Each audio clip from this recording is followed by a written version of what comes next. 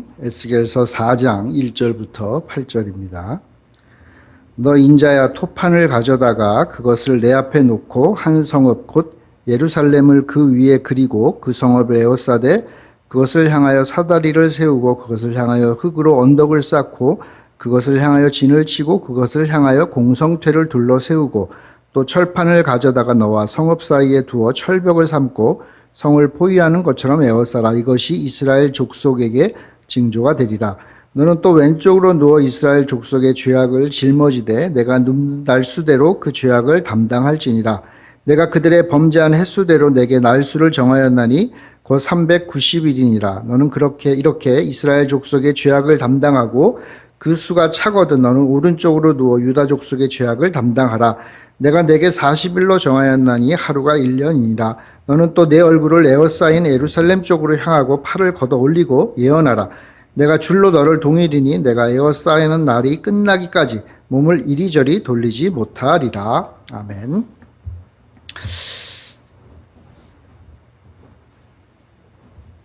예언서, 에스겔서를 포함한 예언서는 일반적으로 많은 부분이 시로 이루어져 있습니다.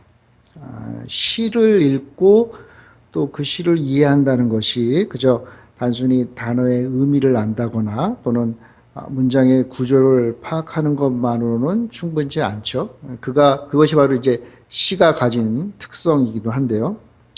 따라서 예언서를 우리가 해석할 때는 그 시로 이루어진 시편 같은 것을 해석할 때 필요한 감성이 예언서에도 필요하다라고 할 수가 있습니다.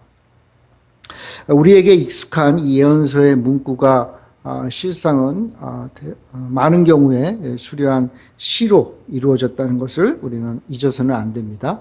우리 한글 성경은 그런 부분에서는 약간 취약점이 있는데 영어 성경을 보면 그 시와 산문을 구별해서 이렇게 배치해 놓은 것을 볼 수가 있습니다. 그러니까 시로 이루어진 부분은 우리가 좀 더 신경을 쓰고 좀 더 감성적인 그런 차원에서 접근할 필요가 있다고 생각이 됩니다. 그런데 에스겔서는 예언서이긴 한데 그 다른 예언서와는 비교해서 또 독특한 면이 있습니다. 사실 에스겔서는 굉장히 그 많은 환상으로 이루어져 있습니다. 그러니까 환상이라고 하면 아무래도 시를 해석하는 것과 비슷한 그런 유사한 방식을 우리가 사용하게 되는데요. 근데 에스겔서는 재미있게도 그 환상이 시로 기록되기보다는 산문으로 기록이 되어 있습니다. 오히려 그 시나 일반적인 산문과는 좀 다르게 마치 그 에스겔에게 이러한 말씀대로 하나님 주신 말씀대로 행동을 요구하신 것을 보면 마치 연극의 대본처럼 여겨지기도 합니다. 그래서 에스겔은 하나님의 말씀을 받아서 전하고 이를 글로 기록했을 뿐만 아니라 하나님이 요구한 그 행동, 하나님이 명령하신 그 행동을 마치 그 연극 배우처럼, 물론 좀 다소 황당한 그런 설정들이 많이 등장하지만, 그런 어쨌건 그런 하나님이 정하신 황당한 연출에 맞추어서 그 연극을 하는 그런 그 배우처럼 보일 때가 있습니다. 그러니까 청중은 이스라엘 백성, 특별히 바벨론의 포로로 잡혀온 그 이스라엘 백성들 앞에서 아주 특별한, 어떻게 보면 좀 기이한 그런 연극을 하는 연극 배우같이 보이기도 합니다. 그러니까 에스겔의 예언자로서의 그 삶의 모습이 아주 유별난 연극 배우처럼 살았고 하나님의 부르심에 따라 이 연극을 행했다라고 볼 수가 있습니다. 우리 지난 시간에도 살펴봤지만 30살에 에스겔은 예언자로서의 삶을 시작을 합니다. 내키지 않는 것이라고 했죠. 그럼에도 불구하고 그는 하나님의 일을 사역을 감당했고 많은 이스라엘 사람들에게 예상은 했지만 그렇게 썩 좋은 그런 반응은 얻지 못했습니다.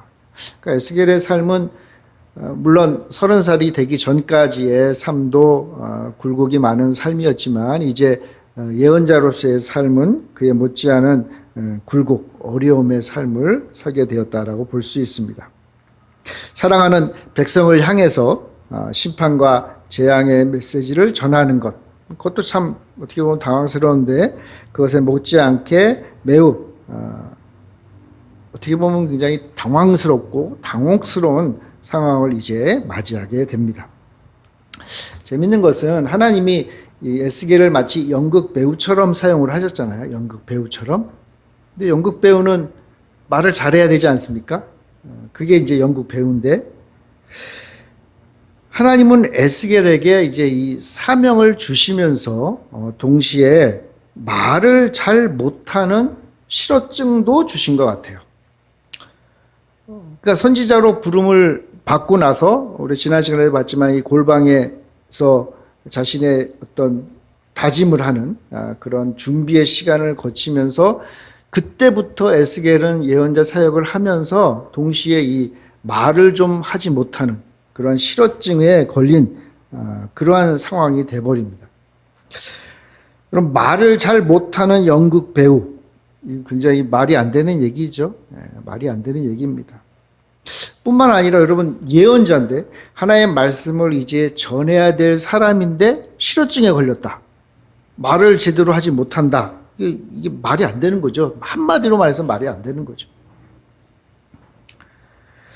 이 실어증과 관련된 구절이 몇 구절이 있는데 좀 제가 한번 보겠습니다. 에스겔서 3장 26절에 보면 그러니까 오늘 읽은 본문가는 그 연극 배우로서의 예언자의 사역을 시작하기 바로 직전에 주신 말씀인데 3장 26절에 보면 내가 내 혀를 내 입천장에 붙게 하여 내가 말 못하는 자가 되어 그들을 꾸짖는 자가 되지 못하게 하리니 그들은 패역한 족속임이니라. 그러니까 참 어떻게 보면 이율배반적이고 모순적인 그런 상황이 에스겔 앞에 놓여져 있는 거예요. 이스라엘 백성들 앞에 가서 그 심판의 메시지를 전하라고 하면서 막상 에스겔의 혀를 입천장에 붙어서 말을 못하게 하겠다라고 하나님 말씀하세요. 그러니까 그런 상황에서도 에스겔은 가서 해야 되는 거예요. 한편으로는 하나님은 에스겔의 말을 듣고 그들이 돌이키는 것을 원치 않으셨다고 그랬죠. 어떻게 보면 그런 것이죠. 그런 의도로 에스겔을 이렇게 만드신 거예요. 에스겔이 너무 말씀을 잘 전해서 이스라엘 백성들이 막 회개하고 돌아올 것이 좀 하나님이 내키지 않으셨을 수도 있죠. 어쨌든 하나님은 에스겔의 혀를 입천장에 붙어서 말을 제대로 못하게 하셨습니다. 이러한 현상이 오랫동안 지속이 돼요. 오랫동안. 언제까지냐면 예루살렘 성이 무너질 때까지. 그러니까 어떻게 보면 에스겔의 첫 번째 그 사역의 기간 동안 이 말을 제대로 하지 못하는 현상은 계속 에스겔을 따라다녔던 것으로 생각이 됩니다. 24장 27절에는 이런 말씀이 있습니다. 그날에 내 입이 열려서 도피한 자에게 말하고 다시는 잠잠하지 아니하리라. 이같이 너는 그들에게 표징이 되고 그들은 내가 여호와인 줄 알리라. 그러니까 그 기간 중에 말을 제대로 못할 때도 있지만 또 필요하면 입을 열어주셨어요. 그래서 해야 될 일을 감당하도록 하신 것이죠. 에스겔서 33장 21절에서 22절은 굉장히 또 중요한 부분인데 한번 보겠습니다. 에스겔서 33장 21절에서 22절 우리가 사로잡힌 지 12째 해 10째 달 5째 날에 예루살렘에서부터 도망하여 온 자가 내게 나와 말하기를 그 성이 함락되었다 하였는데 그 도망한 자가 내게 나오기 전날 저녁에 여호와의 손이 내게 임하여 내 입을 여시더니 다음 아침 그 사람이 내게 나올 그때에 내 입이 열리기로 내가 다시는 잠잠하지 아니하였노라. 자 보세요. 우리가 사로잡힌 지 12째 해. 그러니까는 포로로 잡혀온 지 12째 해. 그러니까는 에스겔의 나이가 32살 정도 되었을 때. 바꿔 말하면 그 예언자로 부름받은 지 약 7년 후에 한 사람이 예루살렘으로부터 에스겔에게 옵니다. 근데 이 사람은 에스겔에게 소식을 전하려고 하는데 예루살렘 성이 무너졌다는 소식. 그 당시에는 아마도 예루살렘에서 에스겔이 포로로 잡혀온 바벨론까지 오는데 못해도 한 6개월은 걸렸을 거로 일반적으로 생각을 하기 때문에 그러니까 이미 6개월에서 1년 전에 예루살렘 성은 무너진 것이죠. 자, 예루살렘 성이 무너졌다는 소식을 이제 이 사람이 전하러 왔는데 그 사람이 이 소식을 전하기 전날에 하나님께서 에스겔의 입을 열어주셨다. 그리고 다시는 이러한 일이 없게 하셨다. 그러니까 고쳐주신 거죠. 고쳐주신 것. 그러니까 이런 것입니다. 에스겔이 바벨론에서 예언자로 부름받고 예루살렘 성이 무너지기까지 한 6년에서 7년 동안 이 기간 동안 사역을 할 때 나온 메시지가 뭐죠? 예루살렘이 무너질 것이고 너희들은 죄를 지었기 때문에 멸망할 것이다. 이 말을 전해야 되는데 에스겔이 말을 제대로 못하는 가운데 전했던 거예요. 어떻게 보면 에스겔도 답답하고 그것을 듣는 사람들도 답답했겠죠. 그러나 그런 답답한 가운데 시간이 흘렀고 마침내 예루살렘 성이 무너졌어요. 그리고 무너진 소식을 들은 다음부터는 이제 하나님의 에스겔의 입을 열어주신 거죠. 왜냐하면 이제 다른 메시지가 증거되어야 했기 때문입니다. 에스겔은 7년 전, 그렇죠? 이 7년 전에, 이 소식이 있기 전 7년 전에 이제 소명을 받고 일주일 동안 충격 가운데 지냈다고 우리가 지난 시간에 살펴봤죠. 그때부터 실어증을 알았던 것이고 회복도 되었다. 뭐 또 좀 더 나빠졌다. 좀 더 좋아졌다. 이런 과정 가운데 말씀을 전했던 것이고 예루살렘이 무너졌다는 소식을 들은 이후에 깨끗하게 치유가 된 것입니다. 자, 그러니까 바로 그 기간, 이제 완전히 치유받기 전에 그 6년에서 7년 동안의 사역의 첫 번째 시작이 오늘 우리가 읽은 에스겔서 4장이라고 할 수 있어요. 에스겔서 4장. 물론 연대기적으로 정확하게 일치한 것은 아니겠지만 그러나 오늘 우리가 읽은 4장 1절부터 좀 더 넓게 보면 5장 4절까지 4개의 연극 대본이 등장을 합니다. 그것이 바로 에스겔의 사역을 설명해 주는 하나의 서론이라고도 볼 수 있고 에스겔의 메시지, 하나님 주신 에스겔의 메시지를 듣는 이스라엘의 모습을 어떻게 보면 그림으로 또는 연극으로 우리에게 보여주는 그런 장면이라고 할 수 있습니다. 분명한 것은 에스겔은 이제 하나님이 주신 이 연극 대본대로 이제 연극을 하면서 말씀을 전해야겠죠. 자, 첫 번째 인자로 불리던 에스겔이 해야 될 연극이 있습니다. 그것은 뭐냐 하면 굳이 제목을 정한다면 예루살렘 성벽 포위라고 하는 연극이라고 할 수 있겠죠. 뭐 거창하고 화려한 것은 아닌데 에스겔이 토판 위에 흙으로 맞은 이 그 판 위에 예루살렘 성을 그립니다. 그리고 그 주변에 그 사다리, 이것은 성을 공격하기 위한 언덕이라고 볼 수 있어요. 그 공격력 언덕을 놓고 흙으로 경사로죠. 그 성을 올라가기 위한 경사로를 이제 어떻게 보면 작게 만드는 것이죠. 작게. 미니어처 같이 만드는 거예요. 그리고 성을 무너뜨리는 공성태, 성벽을 무너뜨리는 가장 강력한 그 당시의 무기죠. 여러분이 영화 같은 데 보면 이렇게 높은 탑 위에서 이렇게 해가지고 거기서 돌을 이렇게 던져서 공격할 수 있는 그것을 우리는 공성태라고 하는데 어떻게 보면 예루살렘 성을 토판 위에 그린 다음에 그 주변에 이러한 공격 무기들을 이렇게 그려놓는 거예요. 그리고는 그것을 가지고 연극을 하는 거죠. 사람들 앞에서. 어떻게 보면 하나의 퍼포먼스를 지금 에스겔이 하고 있습니다. 에스겔은 바벨론 군대의 역할을 하면서 예루살렘 성을 포위하게 돼요. 그러니까 지금 이 연극이 실제로 예루살렘 성이 포위되고 있을 때 한 것인지 아니면 그 이전에 한 것인지는 뭐 정확하게 나와 있지는 않지만 그러나 분명한 것은 이제 곧 예루살렘에 실제로 닥칠 일을 에스겔이 그대로 연극으로 보여주고 있는 것입니다. 놀라운 점은 에스겔은 하나님의 대변자죠. 에스겔이 예루살렘 쪽에 있지 않는다. 대신 에스겔은 예루살렘의 적의 자리, 그러니까 바벨론 편에 있어요. 바꿔 말하면 이 순간 하나님은 예루살렘 편이 아니라 예루살렘의 적인 바벨론 편에 있다. 여러분, 이 당시에 예루살렘의 주된 신학자들 또는 종교 지도자들이 했던 말이 무엇입니까? 여호와 하나님은 절대로 예루살렘인을 떠나지 않으신다. 예루살렘을 포기하지 않으신다. 왜요? 예루살렘에 무엇이 있기 때문에? 성전이 있기 때문에.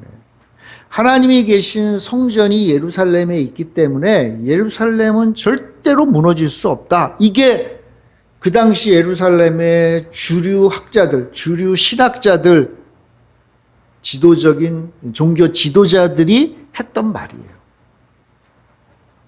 그러니까 그것과는 전혀 반대되는 이야기를 하고 있는 거죠. 에스겔은. 그러나 여러분, 어떻게 되었습니까? 역사는 예루살렘 사람들에게 인기 있던 자들의 말이 아니라 인기가 없는 에스겔의 말이 그대로 이루어졌음을 증거하고 있어요. 어린이들의 놀이 같은 에스겔의 이 유치한 연극은 에스겔서 이제 24장에 보면 그 예루살렘 성이 함락되는 그런 역사적 사실을 기록하고 있는데 거기에서 성취되게 됩니다. 예루살렘 성은 바벨론 왕 느부갓네살에 의해서 무너지게 돼요. 아마도 에스겔이 들은 이 하나님의 예언, 하나님 주신 예언, 이것은 조만간 현실이 될 것으로 생각이 됩니다. 자, 두 번째 연극이라고도 할 수 있고 또는 행위 예술이라고도 할 수 있는 일을 에스겔이 해야 됩니다. 4절에 보면 에스겔은 먼저 왼쪽으로 390일을 누워 있으라는 명령을 받죠. 그러니까 말 그대로 왼쪽으로 이렇게 누워서 390일 동안 있는 거예요. 그리고 오른쪽으로 누워서 40일 동안 누워 있으라고 해요.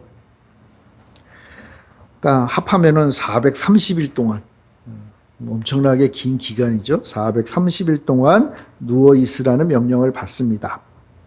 430일 동안 24시간 누워 있지는 않았겠죠. 아마도 특정한 시간을 정해서 우리가 마치 작정 기도회를 할 때 시간을 정하잖아요. 그런 식으로 아마 했을 거로 보여져요. 그러나 어쨌건 기나긴 시간이죠. 1년이 넘는 그 기나긴 시간 동안 에스겔이 이스라엘 백성들 앞에 가서 보여준 게 이거예요.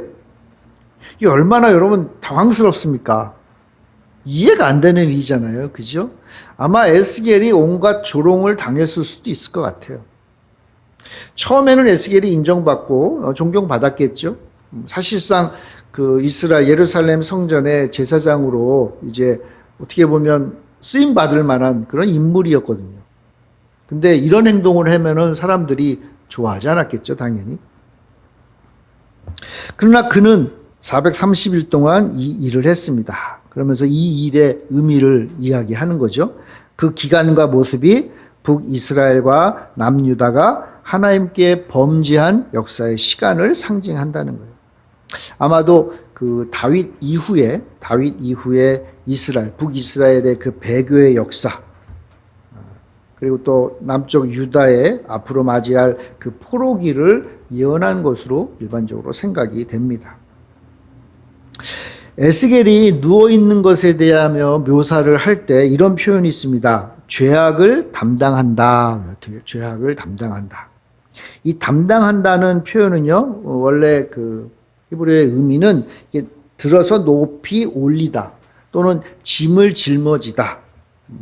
그래서 좀 더 의미가 파생되어서 인내하다라는 의미로 사용된 거예요. 게다가 이 단어는요, 이 담당한다는 말은 특별히 제사장의 임무와 관련해서 사용된 단어예요. 그러니까 타인의 그 죄의 징벌에 대한 책임을 지고 대신 감당한다는 그러한 전문 용어예요. 그러니까 제사장이 해야 될 굉장히 중요한 단어죠. 어떻게 보면 일이에요. 그것을 묘사하는 단어예요.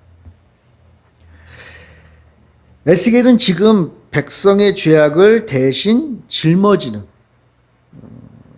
바꿔 말하면 고난의 종의 역할을 하고 있다라고 할 수 있어요.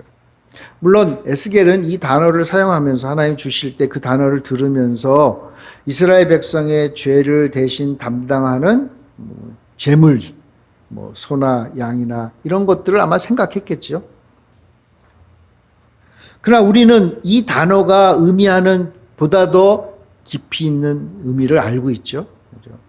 이스라엘 백성뿐만 아니라 모든 백성들의 죄를 담당하는 그런 고난의 종을 어떻게 보면 예견하고 있다라고 할 수가 있습니다. 에스겔은 누워 있으므로 그 짐을 죄악을 담당하고 이스라엘의 무거운 짐을 대신 짐으로 이스라엘의 죄를 대신 지실 누군가의 모습을 우리에게 보여주고 있다라고 할 수가 있습니다. 자, 그 다음에 이제 세 번째 또 연극이 등장을 합니다. 7절에 보면 에스겔은 그의 얼굴을 그 에워싸인 그 예루살렘 성을 향해서 한 다음에 두 팔을 걷어 올리고 예언을 해요. 두 팔을 걷어 올리고. 이 자세는 군인이 전투를 준비하는 자세라고도 해요. 그러니까 그 자세의 의미야 우리가 좀 더 살펴봐야겠지만 중요한 것은요. 자세도 중요하지만 에스겔이 앞에서 봤듯이 똑같이 예루살렘을 공격하는 위치에 있다는 거예요. 예루살렘을 공격하는 위치. 그러니까 예루살렘이 맞서 싸워야 될 대상이 누구냐? 예루살렘 사람들의 입장에서 본다면 예루살렘 사람들이 싸워야 될 대상이 바벨론의 왕이 아니라는 거예요. 여호와 하나님이라는 거예요. 여호와 하나님. 그러니까 그들은 이제 하나님과 싸우는 자들이다. 바꿔 말하면 뭐예요? 그들은 배신자들이라는 거예요. 배신자다. 하나님을 배신했기 때문에 이제 그들은 하나님과 싸워야 되는 사람들이에요. 하나님과 싸워야 되는 사람. 하나님은 이스라엘과 싸울 그런 준비를 마치셨다는 거예요. 하나님이 이제 이스라엘과 맞서 싸우기로 결정하셨다는 거예요. 그러니까 그 하나님의 뜻과 하나님의 의도를 이제 에스겔이 백성들에게 보여주는 것이죠. 8절에는 여호와가 에스겔을 줄로 묶어 움직이지 못하게 하는 장면이 나옵니다. 이건 에스겔이 이미 사명을 받을 때, 그리고 또 3장 25절에 보면 그 실어증을 겪을 때 백성들이 에스겔을 또 묶었던 장면이 나오거든요. 그것과 비슷하죠. 다만 3장에서 에스겔이 묶였을 때는 에스겔이 전해야 될 메시지를 백성들이 듣기 싫어서 에스겔을 이렇게 묶는, 그러니까 에스겔이 앞으로 이 사역을 할 때 당할 고난을 상징했다면, 본문의 8절에 나오는 에스겔의 묶임은 예루살렘이 당할 운명을 에스겔이 대신 행동으로 드러낸다는 차이가 있죠. 그러나 하나님 앞에서 하나님과 맞서 싸우는 예루살렘은 에스겔처럼 하나님이 묶어버릴 거다. 묶어버릴 거다. 자, 총 4개의 연극 대본에 따라 에스겔이 하나님의 말씀을 말 그대로 진짜 보여줬죠. 하나님의 말씀을 보여줬습니다. 실어증에 걸려서 말도 제대로 못한, 말을 하는데 불편이 있었던 에스겔, 줄에 묶이기도 하고 움직이지도 못하는 상황을 또한 경험하게도 되죠. 어떻게 보면 참 답답하고 끔찍한 거라고도 볼 수 있어요. 여러분, 하나님이 묶으신 거는 풀 자가 없잖아요. 하나님이 풀어주기 전에는 아무도 그것을 풀 자가 없어요. 지금 그런 상황을 에스겔이 맞이한 거고, 이제 이스라엘이 맞이할 것이라는 겁니다. 하나님이 선포하신 메시지는 변경할 수 없습니다. 반박할 수도 없고요. 이러한 상황 속에서 에스겔이 겪었던 불안과 공포와 부자유, 이것이 바로 하나님이 에스겔을 통해서 이스라엘 백성들에게 보여주는 메시지예요. 그러니까 바꿔 말하면 이스라엘은 이제 이 에스겔처럼 될 것이다.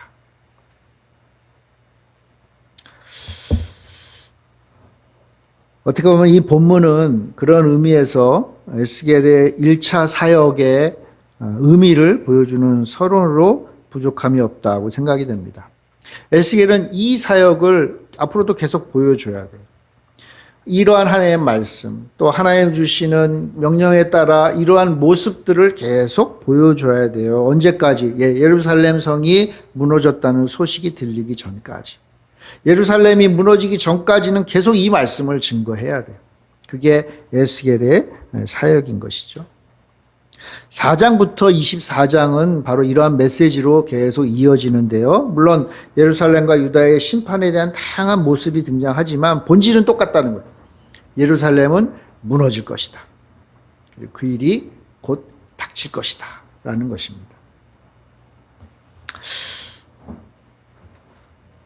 건너뛰어서 이제 24장으로 오게 됩니다. 24장에 오면 에스겔이 예루살렘 성이 바벨론 왕 느부갓네살 2세에 의해서 포위되었다는 소식을 들어요. 24장 1절을 한번 보겠습니다. 1절부터 2절인데요.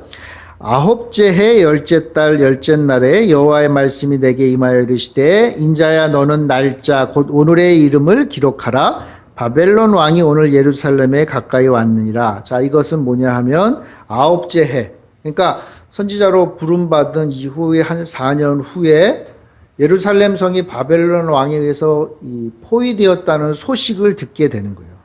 포위되었다는 소식.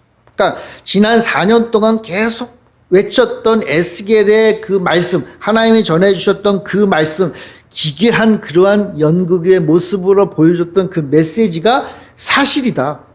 라는 것이 이제 드러나게 된 거예요. 드러나게 된 거예요.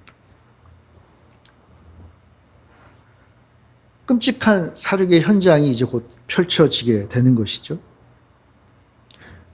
실업증 증세가 뭐 조금씩은 나아졌겠지만 이제 무엇보다도 하나님은 당신의 그 사역을 이제 본격적으로 하기 위해서 에스겔을 사용하기 시작하시는 것입니다. 자, 그러니까 아홉째 해 느부갓네살 왕이 예루살렘 성을 포위했다는 소식을 듣잖아요. 그리고 아까도 봤지만 이제 무너진 거는 11해째죠. 그러니까 예루살렘 성이 이 포로로 잡혀 이게 느부갓네살 왕에 의해서 이렇게 포위되었던 기간이 약 1년 6개월 정도 돼요. 2년 가까이로 보는 분들도 있고요. 그러니까 그 긴 기간 동안에 느부갓네살 왕이 공격을 한 것이죠. 자, 바로 이러한 때, 어떻게 보면 역동의 시간이죠. 에스겔은 바벨론에서 말씀을 전하고 있지만 이제 예루살렘 성은 풍전등화의 위기 가운데 있는 바로 그때 에스겔에게 너무나 당혹스러운 일이 펼쳐지게 됩니다. 에스겔의 사랑하는 아내가 갑자기 죽게 돼요. 포로 기간 그리고 예언자로서의 그 사역의 기간 동안 에스겔의 옆에서 위로하고 기쁨이 되었던 아내가 죽습니다. 24장 16절 17절입니다. 인자야 내가 내 눈에 기뻐하는 것을 한번 쳐서 빼앗으리니 너는 슬퍼하거나 울거나 눈물을 흘리거나 하지 말며 죽은 자들을 위하여 슬퍼하지 말고 조용히 탄식하며 수건으로 머리를 동이고 발에 신을 신고 입술을 가리지 말고 사람이 초상집에서 먹는 음식물을 먹지 말라 하신지라. 하나님이 에스겔에게 말하기를 내 눈에 기뻐하는 것을 내가 빼앗아 간다. 이 말씀을 에스겔이 듣고 그날 아침에 사람들에게 이야기를 합니다. 오늘 아내가 죽을 겁니다. 아내가 아직 죽진 않았는데 아내가 죽을 겁니다. 왜? 하나님 말씀하셨으니까. 사람들에게 알렸어요. 그리고 그날 저녁 정말 아내가 죽었어요. 더 충격은요, 하나님이 에스겔에게 아내가 죽었으니까 이제 애도를 해야 되잖아요. 장례를 치러야 되고. 근데 그걸 금지시켰어요. 눈물도 없고 탄식도 없고 애곡도 없는 이상한 장례식을 진행하게 해요. 위로를 위해서 죽은 자의 가족을 위해서 모이는 그 장례의 식사 있죠. 장례식 할 때 하는 식사. 그 식사에 에스겔이 참석하지 못하게 하세요. 그러니까 상식적이지 않은 일을 하나님이 명령하신 거예요. 왜 그러셨을까요? 24절에 이렇게 말씀하십니다. 이같이 에스겔이 너희에게 표징이 되리니 그가 행한 대로 너희가 다 행할지라. 이 일이 이루어지면 내가 주 여호와인 줄 알리라. 너희가 알리라 하라 하셨느니라. 자, 에스겔이 당하는 일이나 에스겔이 해야 되는 그 모든 일들은 이스라엘이 하나님 앞에 하는, 또는 하나님이 이스라엘에게 하시는 일의 표징이라는 거예요. 하나님이 예루살렘의 죽음에도 결코 애도하거나 눈물을 흘리지 않을 것이라는 것을 에스겔은 그의 삶을 통해서, 아내의 죽음을 통해서 백성들에게 보여주는 거예요. 그러니까 에스겔이 아내가 죽어도 울지도 않고 장례식도 안 하고 그랬잖아요. 그 마찬가지라는 거예요. 이스라엘이 죽어도, 이스라엘이 멸망해도 하나님은 에스겔처럼 애도하지 않겠다 하시는 거예요.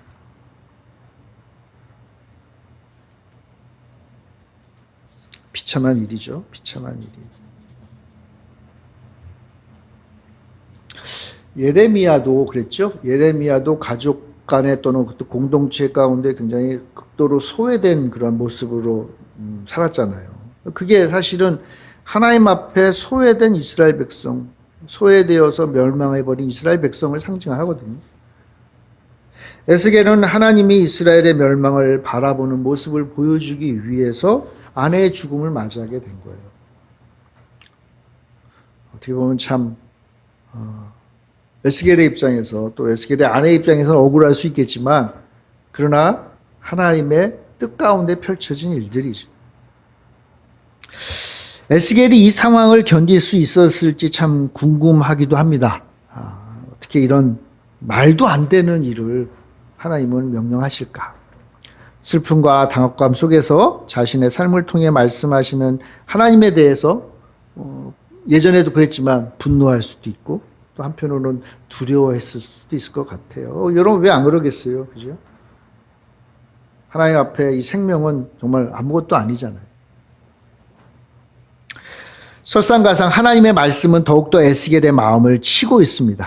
24장 25절부터 보면 이런 말씀이 있어요. 인자야, 내가 그 힘과 그 즐거워하는 영광과 그 눈이 기뻐하는 것과 그 마음이 간절하게 생각하는 자녀를 데려가는 날, 곧 그날에 도피한 자가 내게 나와서 내 귀에 그 일을 들려주지 아니하겠느냐? 그날에 내 입이 열려서 도피한 자에게 말하고 다시는 잠잠하지 아니하리라. 이같이 너는 그들에게 표징이 되고 그들은 내가 여호와인 줄 알리라. 하나님이 이 끔찍한 순간, 그러니까 예루살렘이 에어싸이고 아내도 떠나가는 이 순간, 그날이 오면, 다시 말하면 예루살렘이 무너지면, 아까도 봤지만 에스겔의 입이 열리고 지난 4년 동안 그를 괴롭혔던 실어증이 깨끗하게 회복될 것을 약속하세요. 그리고 그것이 표징이라는 거예요. 하나님이 살아계심에 대한 표징. 여러분, 이게 왜 잔인한 줄 아세요? 에스겔의 모든 꿈과 소망이 사라지는 거예요. 예루살렘이 무너지면, 예루살렘 성전이 무너지면 제사장의 꿈이 사라지는 거예요. 심지어 지금 사랑하는 아내도 잃어버렸잖아요. 다 잃어버린 거예요. 근데 바로 그 순간 하나님은 뭘 하신다는 거예요? 예언자의 무기라고 할 수 있는 너의 입술을 내가 회복시켜 줄게. 너 사역하는데 힘들었던 거 이제는 풀어줄게. 그리고 너가 하는 이 일을 사람들이 보고 여호와가 살아계시고 여호와가 하시는구나, 여호와가 에스겔과 함께 하시는구나라는 것을 알게 될 거야. 이렇게 말씀하시는 거예요. 2년 후에 현실이 되잖아요, 이 일이. 정말 이상하죠? 이게 어떻게 에스겔에게 큰 기쁨이 될까?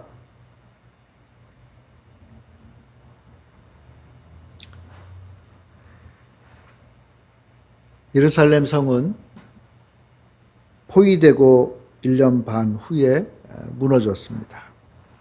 그리고 나서 또 그 소식을 전하기 위해서 반년 후에 에스겔에게 소식이 전해졌겠죠. 에스겔의 짊어진 이 짐을 이해할 수 있겠습니까? 25살에 절망의 포로 행군을 했던 젊은이. 예루살렘 성전 제사장의 벅찬 기대가 사라지고 주변의 백성들에게 저주의 메시지와 황당한 참 이상한 행동을 해야만 한 그 고뇌. 기쁨과 슬픔을 함께 나누던 아내의 급작스러운 죽음. 이를 빌미로 말도 안 되는 것을 시키시는 하나님의 말씀. 그리고 2년 후에 또 맞이하는 정말 보석과도 같은, 에스겔에게 있어서 보석과도 같은 성전의 붕괴. 이 모든 것을 바라보며 절규하지도 또 토로하지도 못하게 붙어버린 입술. 근데 그것을 막상 열어주실 때 다 뺏어가고 열어주시는 하나님의 의도. 이것을 과연 이해할 수 있을까?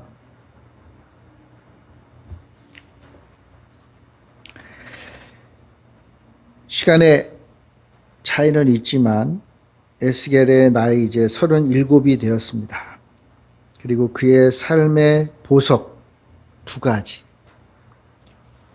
16절과 21절에 등장하는 이 보석. 히브리어로는 마흐마드라고 하는데 이 두 가지 보석, 아내와 성전은 이렇게 사라졌습니다. 이제 뭐 어떤 보석이 에스겔의 삶에 남아 있겠습니까? 이 질문에, 이 상황에 에스겔이 어떻게 하나님 앞에 답을 했는지 잘 모르겠어요. 기록이 안 되어 있으니까. 그러나 하나님은 그의 입을 다시 여셨어요. 다시는 잠잠해지지 않을 것이라고 약속하셨어요. 자, 그래서 에스겔의 두 번째 사역이 시작되는 겁니다. 다 뺏어가고 에스겔에게 인생의 두 가지 보석이었을 거라고 생각된 아내와 성전을 다 이 땅에서 사라지게 한 이후에 하나님은 에스겔의 두 번째 새로운 사역을 시작하십니다. 그리고 지금까지는 이스라엘 향해서 책망하고 멸망하는 그런 메시지가 주였다면 이제 두 번째 사역은 좀 달라집니다. 바로 회복의 메시지.